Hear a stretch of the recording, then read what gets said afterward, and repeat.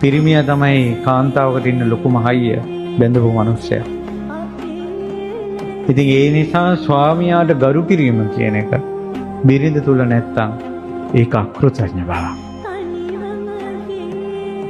යසෝදරා උත්තමාවිය කියනවා මම සංසාරේ මගේ ස්වාමියා දුප්පත් නම් මම එයාට ගෙනෙන්න බැරි දෙයක් කටින් කවදාවත් කියලා නැහැ කියනවා.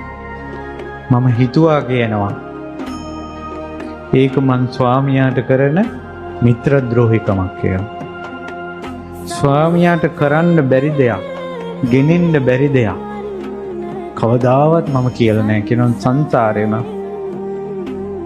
ඒ නිසායි තුන් ලෝකේම මහා බ්‍රහ්මයාගෙන් පවා වැඳුම් ලබන ස්ත්‍රී රත්නය බවට පත් වුණේ යසෝදරා.